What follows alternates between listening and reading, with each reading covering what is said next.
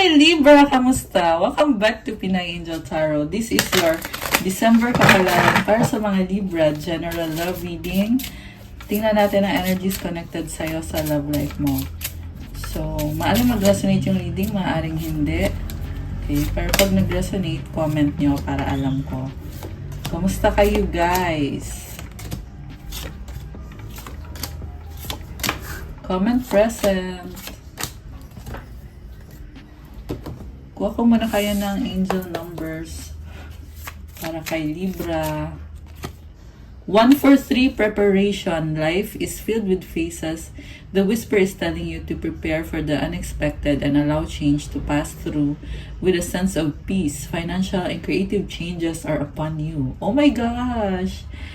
May pagbabago at may blessing sa kaperahan mo at creative changes. This can be connected to your passion or connected sa career mo, sa work mo.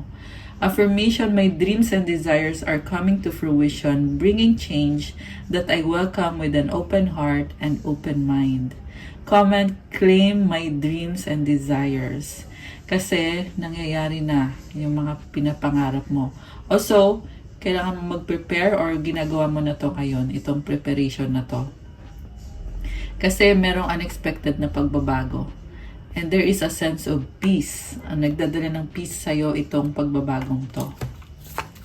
Na pinaghahandaan mo. Okay. Or kailangan mo palang paghandaan. 15-15 creativity. Keep accessing the creative connection that you feel to the divine. The whisper speaks through your creative connection, allowing you to express the beauty that is within you and connect you to the love that is around you. Wow, guys. So, you are very creative. May creative connection ka daw kay God. And, you are so beautiful. Maraming humahanga sa'yo. At yung beauty mo ay tumutulong sa pag-attract mo ng love. Affirmation, creativity is my birthright. As I express my creativity, I feel a beautiful flow of love and connection. Okay, one more for Libra. One more angel number. 12-12 duality. Within you are shadows of dark and beams of light. The divine is reminding you to embrace the duality that is your individual spark. The spark is being ignited and is ready to illuminate the path ahead. Affirmation, I fully embrace who I am and allow change where it is needed. I trust the duality within me. So, ayan, balance yung dark side mo tsaka yung lighter side mo, Libra. Okay. Tumutulong yun sa'yo, nagbibigay ng spark sa'yo sa path na, or sa landas na tatahakin mo. Okay, love energies for Libra. Okay, we have a message for you. I'm thinking of you this very moment. Your love fills me with light. I love you. Wow, guys. This is very positive love energy. Inisip ka ng taong to at mahal ka niya. Grabe. One more. Soulmate. Your soulmate is already with you in spirit. Believe this and they will manifest physically. Okay, so from the Romance and Love Oracle. Okay, ano ba ang mga energies for Libra? Wow, abundance! Open your heart to receive the abundant love the universe has to offer. Comment, claim abundance. Pareho tong sa love at sa finances. Kailangan mo daw buksan ang puso mo, Libra, para matanggap mo yung abundant love. Grabe, ang ganda. I love this vibe. And then, together, find joy in the simple pleasures of just being together. Oh, wow. Ang ganda. Ang ganda ng vibe mo. One more. Destiny. The reunion with your twin flame is a destined event. Oh my gosh. Parang glowing ngayon si Libra. Okay. So, from the tarot, sa bottom of the deck, overall energy is Page of Pentacles. This is about taking the next step towards this person. parang hesitant ka dito pero gusto mong magkaroon ng reconnection. Okay, ano po may pigil kay Libra? Nahihiya ka. Okay. And this may also be someone na nasa malayo. Baka LDR yung iba sa inyo, guys. Hindi ka masaya kung anong meron ngayon sa connection nyo. Ayaw mo maloko. Okay, confused ka? O nagkakaroon ka ng clarity? Queen of Wands, okay. You want commitment. So, ang focus mo ngayon is High Priestess. Tahimik ka ngayon at pinagkakatiwalaan mo ngayon is yung intuition mo para i-analyze yung situation at gabayan ka. What crosses you is the Queen of Cups. So, tahimik ka pero sa totoo lang gustong-gusto mo ng kumonek sa taong to na may pagmamahal ka dito. 555 angel numbers nakita ko ngayon sa screen. So, 555 is a number of change. I feel like this is a challenge for you, itong change na to, kasi medyo challenging Pero at the same time, nakikita ko na gusto mo i-workout to. Yung nga lang, at the same time, masyado kang, parang you are preserving yourself. Self-preservation, pinoprotekta mo sarili mo, ayaw mo masaktan. You choose to work behind the scenes. And connected to sa pangarap mo for the future, for your dreams with this person. What lies below is judgment. Okay, parang ang laki ng pagbabago na nangyari dito. This is a big change, cycle, and this is also connected to decision na I feel like pinili mo to heal yourself or to heal the situation. And may nakita din akong decision mo at decision niya, merong pag-uusap dito. And parang ang laki ng impact sa'yo nitong taong to. Okay, malaki yung impact niya sa'yo. Okay. What lies above, 9 of Pentacles, you are single, focusing on your finances at nagkakaroon na ng improvement. And okay. What lies behind is the world. Okay, nagkaroon ng ending dito. Tinalikuran mo itong connection na to or itong taong to to heal yourself. Meron kang tinapos na cycle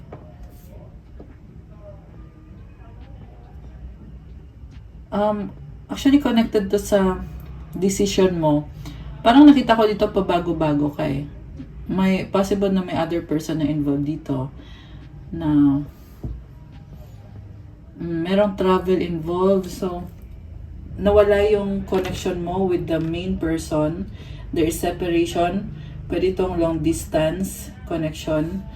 And sa separation na to, and after ng separation na yan, ito ka ngayon, nag-iisip ka how to make this work out. Kasi since naging long distance na or nagka-separation na kayo, nagsastruggle ka ngayon how to connect with this person. Sa near future, nakita ko nakastuck ka sa sistema, sarili mong sistema or some situation na hindi ka makaalis. May nakita kong bahay dito. So, struggle, challenges. Okay. Supportive energy, Ace of Cups, new beginning. I'm hearing na parang kailangan mo i-appreciate itong new beginning na to. And I'm also hearing na false start. Okay? So, ibig sabihin, ayun yung pasimula ka na ulit pero hindi natuloy, hindi naging successful. So, ayun, depende kasi yan sa gagawin mo So, the reason na bakit false start yung nakita ko is dahil dito sa 8 of Swords na feeling mo kasi stuck ka, wala kang magagawa. Ayan, pero may nag-present na opportunity. Maybe you didn't grab the opportunity or you grabbed the opportunity but it failed. Yung person na ka-deal mo, nagdadalang isip siya. 2 of Swords, tinatry niya i-consider ikaw yung situation nyo, pero hindi siya makagalaw kasi gusto din niya protektahan yung sarili niya. On the intellectual level, iniisip niya kasi to Hindi siya makapag-desisyon, ano bang gagawin ko? Should I stay? Should I let go? Binabalanse niya. Okay, pero kino-consider naman niya. Mutual energy is Eight of Pentacles. Focus on work, working on the relationship, and also pinag-iisipan mo, iniisip mo, pero okay, you are being practical right now. Ayun, mas pinipili mo gawin yung priority mo. The outcome is Three of Pentacles. So, somehow, meron pa rin umuugnay sa inyo ng taong to na pinag-aaralan mo eh. Ano kaya to? Paano kaya to mag-work out? And, medyo nababother yung isip mo. You are waiting, meron kang hinihintay, at gusto mo nang magkaroon na talaga ng commitment dito kasi nahihirapan ka sa sistema or sa sitwasyon. Okay? Merong certain sistema na tinitingnan mo eh. So, Queen of Wands, ayan, gusto mo ng reconnection with this person. Okay. So, i-clarify natin, bakit parang nagkakahiyaan pa kayo eh. Page of Pentacles, nahihiya ka sa kanya. Siya ganun din sa'yo. The Chariot. Oh, wow. Page of Swords. Travel, mabilis na travel. May nakita akong communication. Pero, parang ang daming doubts, ang daming gumugulo sa isip mo. Okay, ang dami mong tanong. The Lovers. Oh my gosh, guys. So, definitely, this is someone na you are spiritually connected. Mahal mo tong taong to. May mga memories kayo.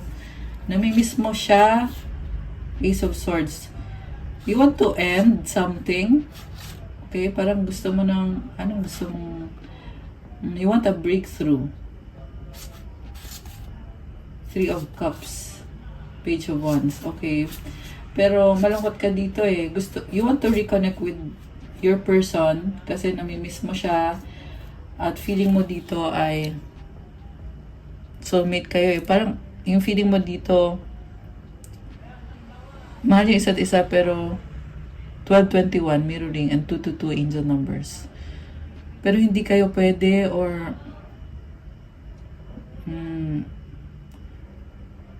meron something na malabo dito na kailangan i-clarify. Okay? And you need this breakthrough energy if you want it to work out. So, ano ngayon ang next step para kay Libra? Sa finances mo, nakita ko dito, nag-i-improve naman. Although, feeling mo kasi hindi pa ito yung gusto mo mangyari sa finances mo. Kaya yung iba sa inyo, posible naghahanap pa kayo ng ibang opportunity. Kasi, yung opportunity na magagamit mo yung skills mo. Okay. So, yung next action mo is Two of Wands, Nine of Swords, and the Page of Cups. Alam mo, you are waiting for an opportunity, pero ikaw mismo, nakita ko na in-overthink mo, in-overanalyze mo, and kinaka-stress mo. So, I feel like you just need to go for it. Kasi kaka-stress mo, walang napapala yung kaka-stress mo eh. You really want to connect with this person, pero mas pinipili mo na mag-isip-isip. Okay? You prefer to think instead of taking action. Pinag-aaralan mo, tapos ang daming impormasyon na pinag-iisipan mo. Okay. So, yung person mo naman, anong next na action? Okay, ikaw to, you are holding back. Takot kang mag-risk. Okay, bakit natatakot si Libra? Ten of Pentacles.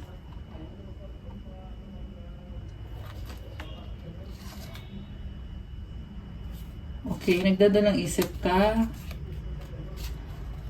Okay, actually gusto mo, pero at the same time, you also want to work on yourself. Okay, yun yung nakita ko dito.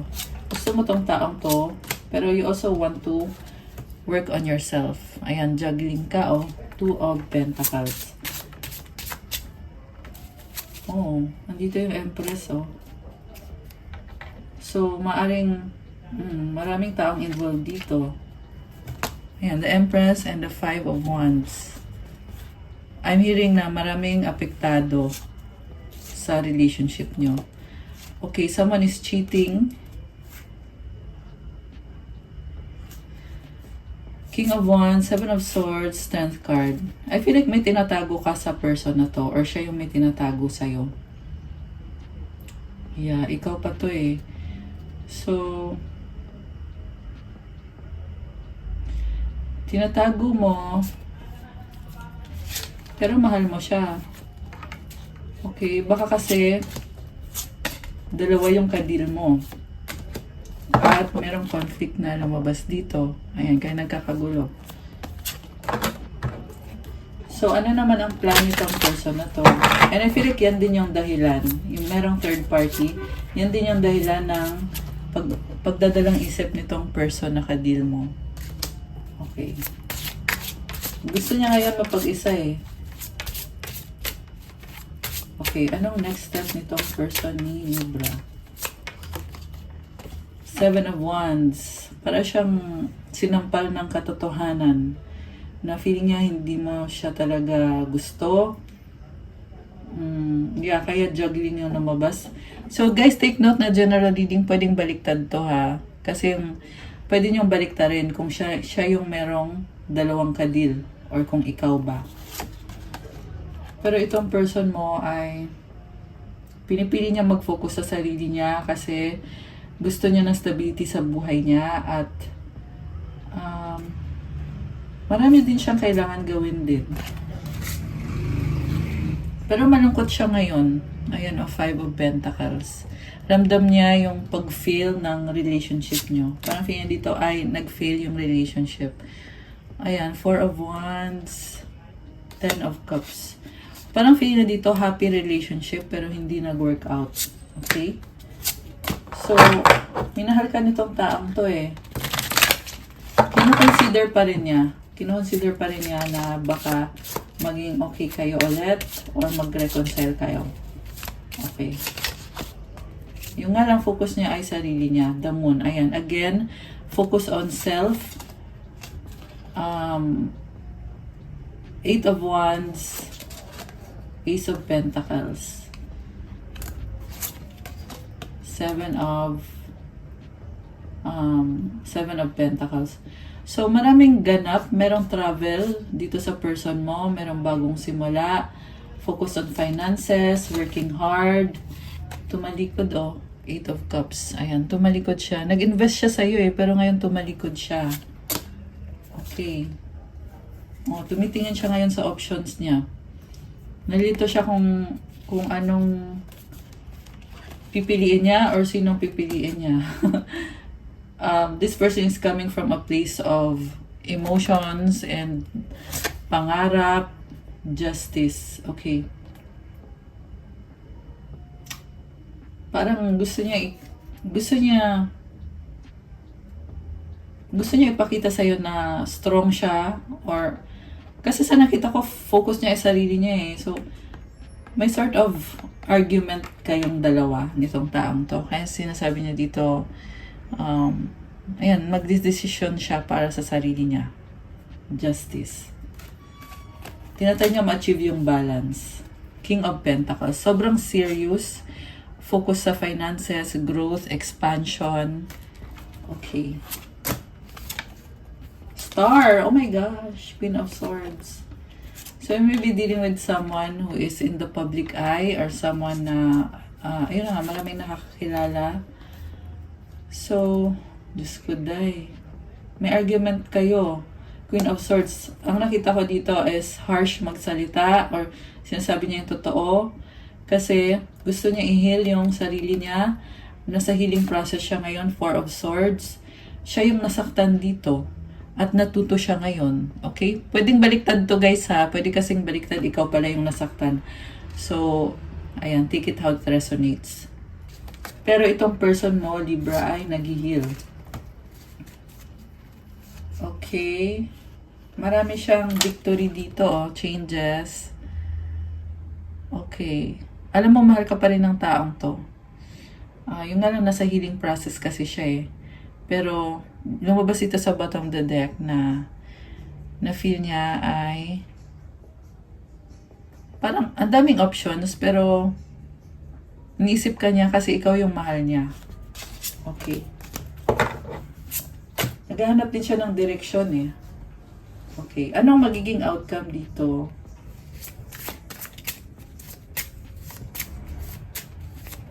Ayaw niya mag-risk din. Ayaw niya mag-risk. Okay. Anong outcome dito for Libra and this person? Oh my goodness. The Devil and the Emperor. Meron someone controlling. Okay. Ito malaking epekto sa relasyon nyo. Meron energy ng Virgo tsaka Aries. Pwede ito may tao sa paligid mo na Virgo, toxic. Tsaka merong Aries dito. Ito yung dahilan kung bakit parang hindi umuusad. Okay, sad to say. Yung connection na to. Knight of Swords, the Tower. Okay, you have to remove the barrier. Yan ang sabi dito. Transform the connection. So, itong balakid na to, yung lumabas na energy ng Virgo, Aries, ayan oh, may Tower. Kasi masyado na tong masyado nang strong yung nito, yung hold nito sa relationship mo. Kaya, kailangan mag-transform if you want to work out this connection. Ayan. So, yan yung lumabas dito, guys. Sinasabi ko lang. Decision mo pa rin naman yan kung anong gusto mong gawin sa buhay mo. Ayan. I feel like you want to have peace and harmony. Ayan. Andito yung Six of Swords. So, ayan. Anong magiging, tingnan natin yung kasi, yung tinatanong ko kasi is outcome pero lumabas yung cards na yon. So, tingnan natin anong susunod. Ngayon, given na merong balakid, ano ngayon? Ace of Wands, you still want that person. And ang sabi dito, follow your heart. So, again, following your heart, ikaw yung magdidesisyon. Ano bang sabi ng heart mo? Ten of Wands, Queen of Wands. Okay, this is about control and at the same time attraction, commitment. Ayan.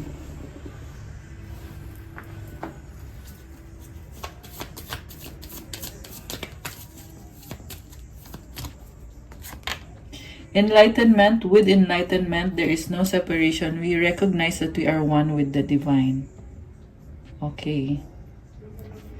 So, strong yung connection yun nitong taong to Temptation, think carefully about the situation.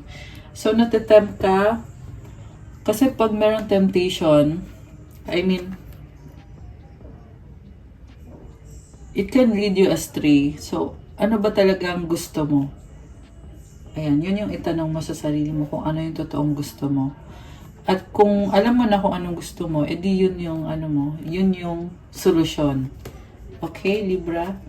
And, parang nakikita mo din tong connection na to bilang temptation.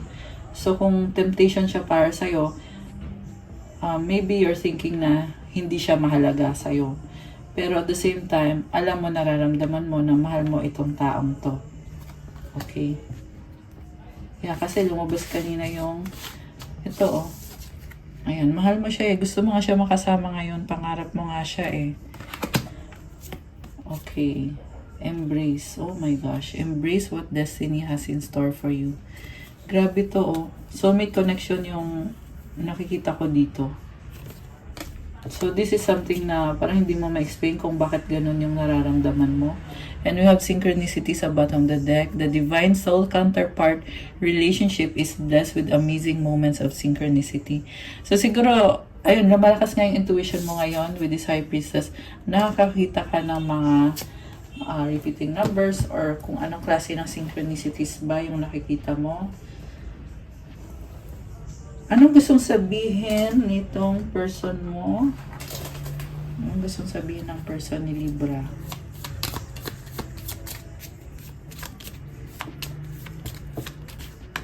Ay, tumalon siya. Okay, I love you so much. I wish we could be together but it's complicated. Okay. Okay na sana eh. Okay na sana yung wish we could be together. Kaso lang it's complicated. I don't want to wait any longer. Please be mine. Ano pa ang gustong sabihin ng person mo? Do you love me the way I love you? Oh my gosh. 25-25. Okay.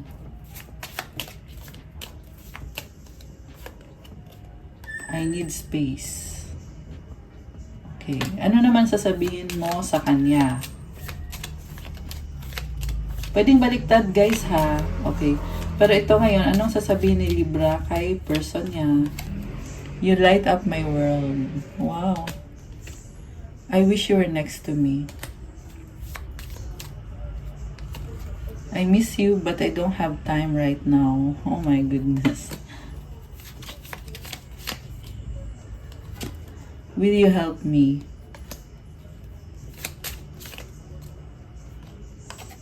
I can't, not right now. I dream about you at night.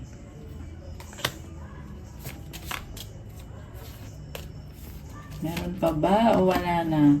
I'm yours forever and ever. 26-26! Oh my gosh, sunod-sunod ah.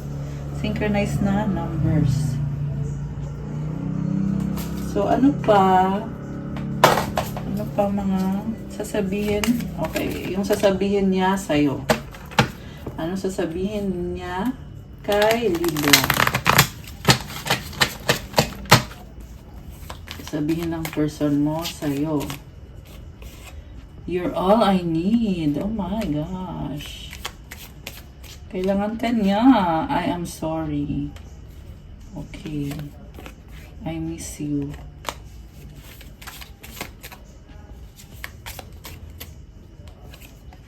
Let's forget the past. Grabe. Healing to. Healing to mga messages niya sa'yo. We need a fresh start. We have to unite. Ayun oh, grabe. So, gusto niyang i-heal. Heal in a sense na hindi kailangan na magkabalikan kayo ha. But heal in a sense na to bring peace, to bring clarity. Ayan, kailangan ka niya. Gusto niya ayan, sorry daw. Namimiss ka niya. Kalimutan na yung nakaraan. Fresh start. Pag sinabi kasing fresh start, you don't hold on sa mga tapos na. Ayan, fresh start. You have to unite. Okay. Grabe you are, oh my gosh, you are my peace. Grabe. Parang nag-goosebumps ako dito sa reading mo Okay, ano naman ang gustong sabihin ni Libra sa person niya? Okay, Gemini. Bakit Gemini? Okay. I love you. Oh my gosh, mahal mo siya. Gemini, baka meron ka nito sa chart mo or siya meron sa chart niya. Gemini is mabilis na energy. So, maybe 28. Oh my gosh. So, maybe mabilis. Gusto mo na mabilis na communication. I love you. You are strong. Oh my gosh. Parang nahirapan ka i-express yung sasabihin mo. I know I messed up.